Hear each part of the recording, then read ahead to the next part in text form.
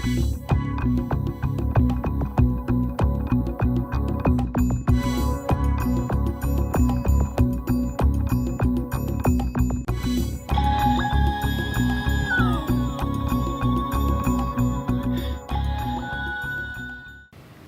to Change the Climate, the program that focuses on climate change and changing the political climate to fight climate change.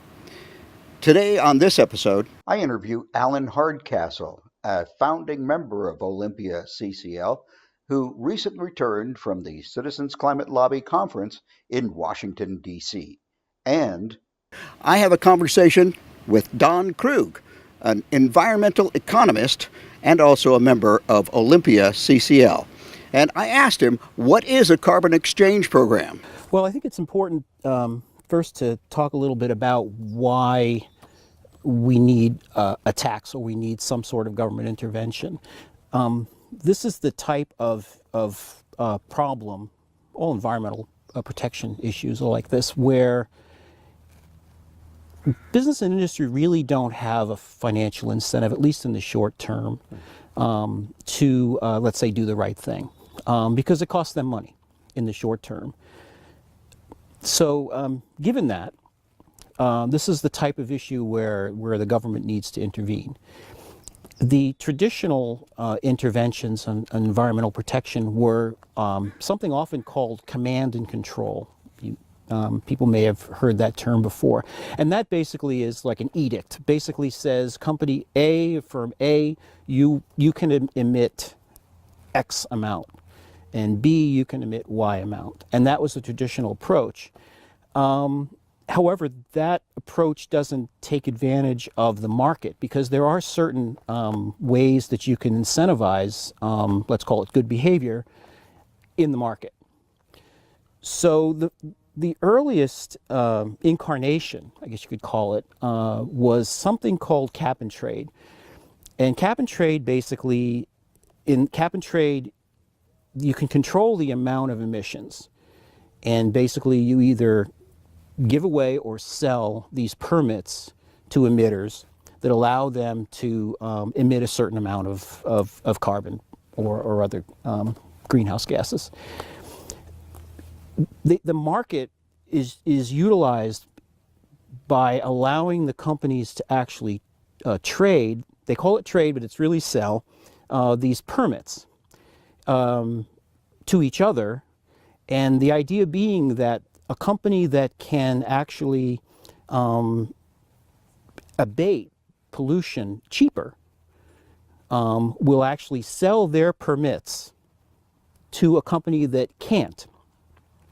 And this sort of equalizes the costs, so it's a more efficient way of getting the same amount of emissions. Reducing the emissions anyhow, yeah. So there were some problems with that because, for example, in Europe they tried it, I think it was like 20 years ago they tried it, and for political reasons they set the price too low.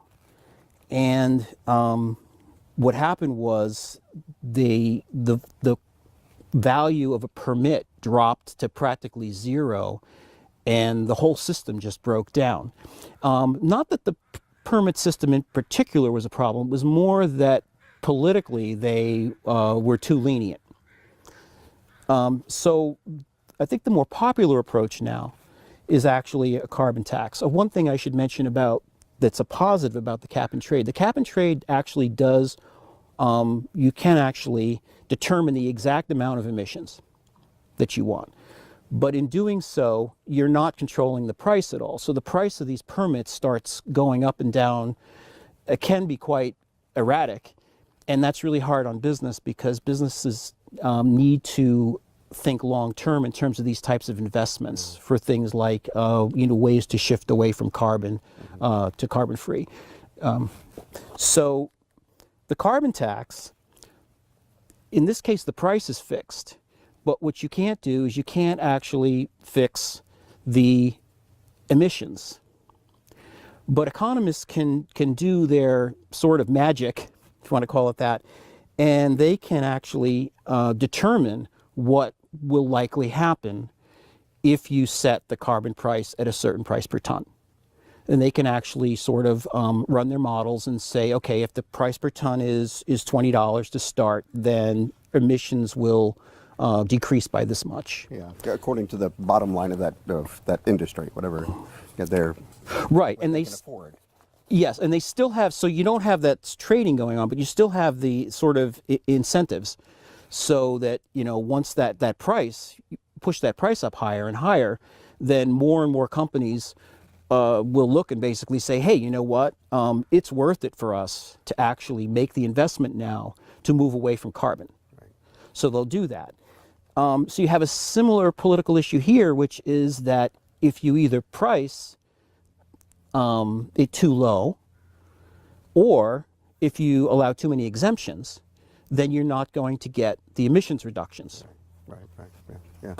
So what should government do? I mean, looking at today's climate in Washington, local governments, state governments, what should governments do? How can they do that? It's more, I guess, effective, we'll say, to do it at the national level. Actually, the most effective would be to do it at the international level, and there's been moves to do that, and there's actually been some carbon emissions have come down in a number of countries. With the Paris Accord. Right, following the Paris Accord and all that. The next best scenario would be to do it on the national level. And the reason why is because at the national level, you don't have to deal with the competition among the states. But that's not going to happen anytime soon. So, and that's pretty much understood. I think a lot of people understand. Since that's not going to happen anytime soon, there's a lot more effort going into the state level efforts.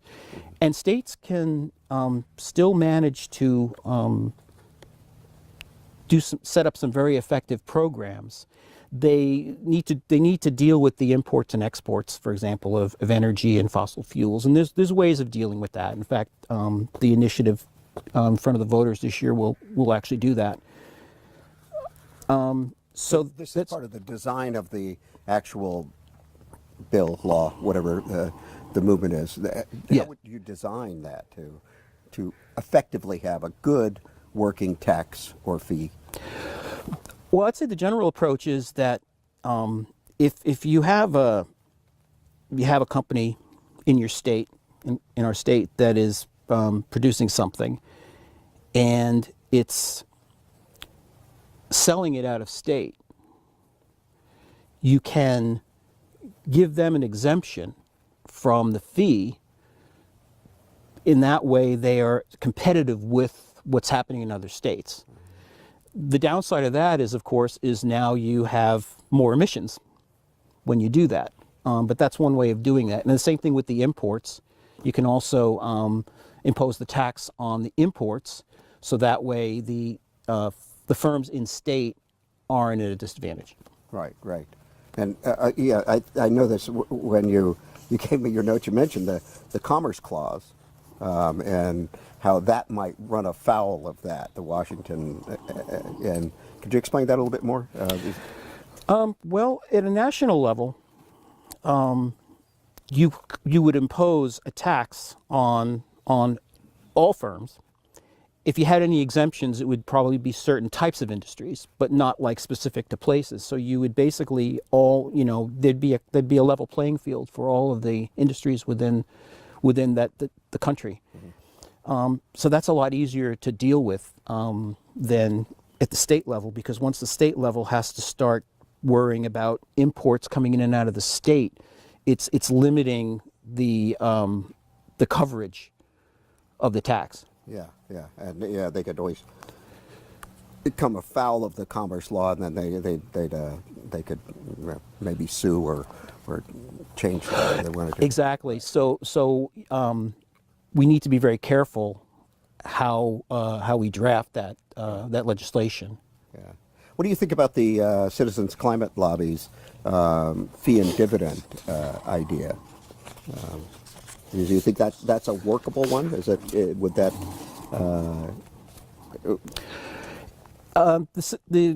Just to mention, I think the big difference between the Citizens Climate Lobby's proposal and state level proposals. Really has to do with the distribution of the proceeds.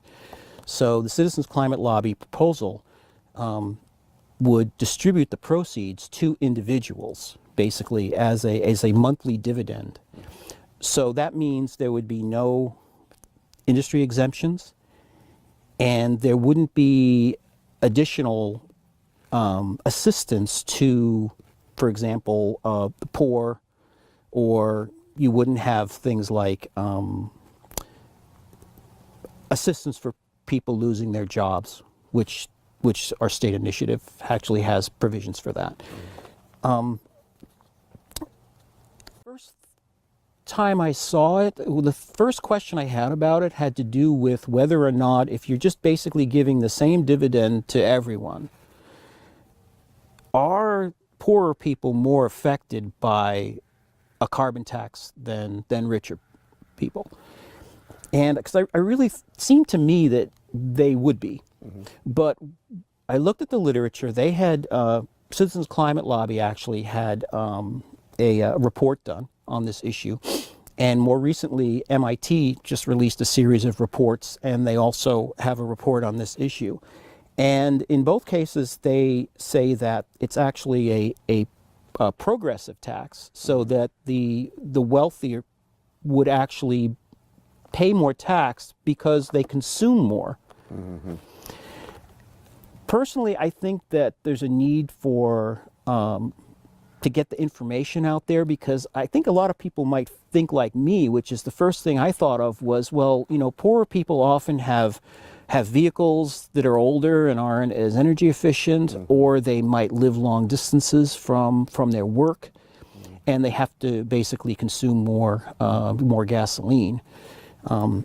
So I personally think a little bit more needs to be done in that area to make it more convincing that this actually is the case, and that poorer people will not be more adversely affected by the tax. Yeah, you sent me the MIT article and I read it, and it seemed like they were saying that the more effective way would be the regressive way, so that the government, when the industry gets rewarded, then they'd be more likely to use less carbon. Yeah. That I thought that was very interesting too. Yeah. I saw that, and I think that, first of all, I think that that's probably politically infeasible to do that. Their thinking, I would imagine, is based on the fact that business and industry would more efficiently reallocate the money that came back to them. Mm-hmm. And even though I think that's probably true, I just don't think it'll fly in terms of politically. Mm-hmm, mm-hmm, mm-hmm. Well, I certainly would like to see it be better for the people who are consuming, who are the regular consumers, and the people who are poor to benefit from it, and maybe that would politically would drive would work better. Yeah, you'd get more people. Yeah, and another kind of issue related to the Citizens Climate Lobby proposal is that they don't have any exemptions in their current proposal, and that is another area where, from an economic perspective, it's okay to actually sort of reinvest that money back, for example, into R&D and demonstration projects that would help accelerate the move away from carbon. And the initiative in front of the voters this year does that. They have money for that. The 1631. Yeah, they have money for that. Yeah. I think what I expect to see is that the Citizens Climate Lobby proposal is a start, and as things progress, and they are doing a great job of developing a sort of a political constituency for the work that they're doing. They have a caucus in the House that has up to 74 members now, half Democrats, half Republicans. And I think that they're taking a longer term approach on this. And one of the things they've just done recently in the last few months is they've actually started to focus a little bit more on the state level issues, and in actually helping the grassroots, at the grassroots level in the states to develop proposals like we have here in Washington. So some people would say that if you do this, if you have this general tax that's at a national level, that's going to hurt the GDP. Do you think? Yeah, I mean, is that argument good? Do they think that flies? I remember a long time ago when I first started developing an interest in environmental issues. I just remember thinking that I just didn't see that it would be that much of a ding on our GDP to really to protect the environment. I always thought in my head that it would be around maybe 5%. And numbers I've seen recently are even lower than that. I mean, they're talking about for climate change a couple of percentage points of our GDP. With the tax, with the fee. And that is just the short term cost, because in the longer term, you will be better off. Now, one of the issues in economics is that, you really generally don't price clean air. You don't price environmental amenities. So it's very hard to do any kind of like a cost benefit analysis. It's like, okay, what's going to cost us 2%, but what's the benefit? How do you value the benefit? How do you value clean air? Economists actually have a way of trying to do that. They talk about, deaths avoided and, people's health being better and improvements in the general economy and efficiency. And that's what environmental economics is actually all about, is trying to do that. Well, let's bring this back to you. So you got a degree in environmental economics. Yes. Go back. What prompted you to go into that, to go into environmental economics? Yeah, that's a great question. Well, I was always a bit of a nature boy as a kid. Okay. And my first job out of school was in the New York State Department of Economic Development, working on environmental issues. So I got to basically see the perspective of business and industry, and also politics. And I thought about it, and I thought about, well, where's my value added? I mean, where should I focus if I'm going to actually turn my interest in environmental issues into some type of action? And I've figured out that I think the thing for me was to actually study environmental economics. I wanted to learn more about the modeling and what was behind the modeling that takes place in that area. And at the time, there had just been Brundtland Commission came out with this report, and this was a UN-sponsored commission in the 80s, mid to late 80s, and it was all about this concept of sustainable development. So that sounded like the place for me, was to not ignore the markets, business and industry, to think about it in terms of, well, what role can they play in improving the environment? So I needed to have an understanding of, like, well, what are their incentives? How do they think? And that's sort of a combination of environmental economics and politics. So that was kind of the area that I focused on. I see. Yeah. All right. If you were stuck with somebody who was a climate change denier, at least maybe they said there is climate change, but people didn't cause this. What would your approach? Could you, if they asked you a question, what's your proof of that? What would you say? I think you could quibble over what portion of climate change is human-induced and what portion might be natural, but it really doesn't matter, because the fact is that we can do something, regardless of what portion is what. We can actually do something. And I think I would make the argument that the small costs, initial costs, to start taking care of this issue far outweighs the potential devastation that is likely to take place at some time in the future. Right. Well, that's great. I appreciate you coming. Thank you for asking me. Yeah, certainly.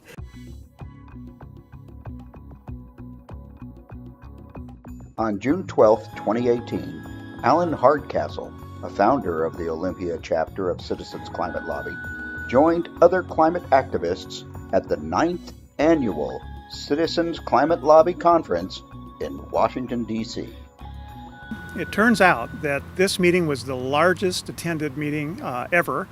Up to 1,400 participants were at this conference, and it consisted primarily of people from CCL chapters, but also representatives from a lot of the congressional offices who were very interested in this topic. And we had over 1,200 people convene in 500 meetings on the Capitol campus while we were there the day of June 12th, which was lobbying day.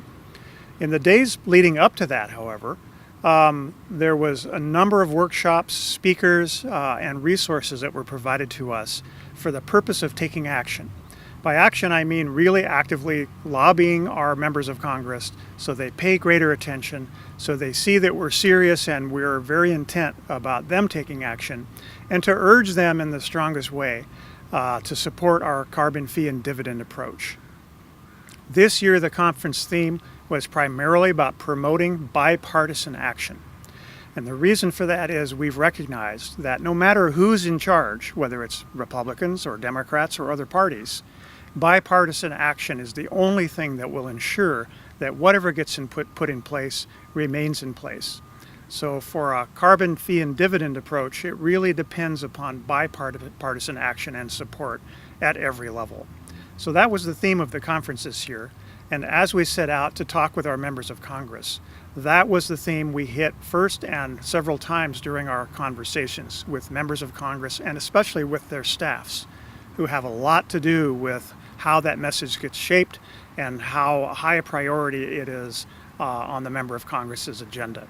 There were at least 2 additional Republicans that, as a result of this lobbying effort, have decided that they will also join the Bipartisan Climate Caucus. That means 2 more Democrats will also join in. So we'll have 82 members in this organization and marching ahead to break 100 within a few months. So we were very fortunate to have great participation from our CCL chapters. Virtually every state was represented. And in most states, we had multiple chapters in multiple regions within the country that sent representatives who did this lobbying action. So it was a real honor to be part of this group. There's a lot of great synergy. People are very committed in CCL to taking action. And I have to say, one of the things I admire the most about CCL's approach is that it's very respectful. It's very much about building a long-term relationship and not just coming with your hand out for something that you want today. So we have been very consistently meeting with our members of Congress and with their staffs. And at every meeting, I try to make the point that we're here for the long term. We're not going away. And we really want to be a good partner to you as well as a constituent with high expectations. So I think that was a very successful conference and furthered our efforts to get in front of our members of Congress to urge them to support carbon fee and dividend, either to initiate legislation at the federal level or to support legislation that any other members might introduce. So in that respect, I feel like our mission was very clear, and Citizens Climate Lobby is very much an organization that is about action and not just talking. It's got a policy proposal that we believe is going to be effective if it's adopted, and we're simply in a position now where we're continuing to build political will for that carbon fee and dividend proposal, and we're eager now to see that legislation, or at least see that proposal turn into legislation that Congress can support. I would say something that really struck me about one of the plenary sessions was where we had James Hansen, who was the original NASA scientist who 30 years ago suggested that we had a serious climate problem. Joining him on the dais were several individuals, and one in particular from the Departments of Health at the federal level, describing that when we think about climate change, we often consider the impacts on weather and tides, but we often fail to recognize that the impact is also on human health and as well as health of the planet. So I was very touched to hear some of her descriptions about the increase in chronic diseases, increases in serious diseases for children and older people that are a direct result of increasing emissions and climate change in the United States. And she painted a very hopeful picture, but it's also a serious picture, that one of the important reasons for paying attention to climate change and reducing our carbon emissions is to protect the health of our parents, of our children, and people that we love. So that, I think, was a very personal plea and an important message that often we don't think about. This is about our own existence and our own ability to take care of each other. And this is why it's so important that we address climate change head on. So one of the opportunities we had during this conference was to break out into regional conversation groups. And that was a wonderful experience because we had people from Hawaii, from Oregon, from Idaho, and Washington, all around the same table to talk about the strategies we were employing in our own states, what seemed to be working, to share success stories, and also to share where we want to place higher priority in our own personal actions at the grassroots level. I was fortunate enough to sit next to somebody, a young woman from Washington State that I'd never met before. And one of the things I learned about her was that she had just graduated from Western Washington University. She'd heard about Citizens Climate Lobby, and she was so enthusiastic about being part of the solution. This is a 22-year-old woman who was trying to think about the next steps for her own career, and she was very clear by the end of the conference that she wanted to make the climate change and curbing climate emissions a top priority for her own professional growth. So we had many conversations during the conference about career options that she could pursue and what more should she learn about the climate science, as well as who she should be talking to get more information about career opportunities that will directly relate to the problem of climate change.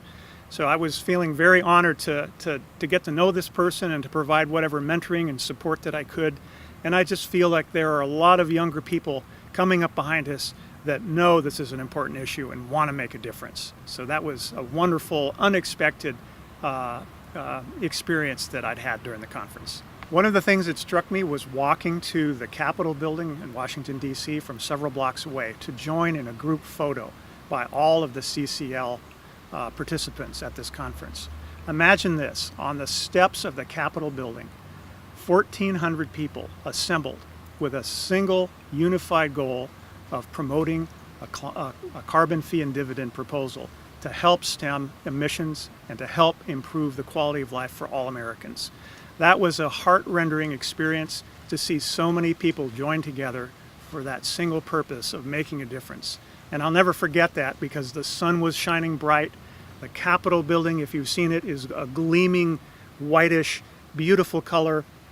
And it is something that brings out your own sense of patriotism from whatever stripe you represent, knowing that this is an important place, an important time, and that you can make a difference. Thank you for joining me on Change the Climate. If you want to get involved and be a part of our group, then join us on the second Saturday each month at 9:30 a.m. at the Olympia Center. Join me on the episode next month when our guest will be John Doherty, who is an activist, an educator, and a veteran. Again, thank you for watching Change the Climate.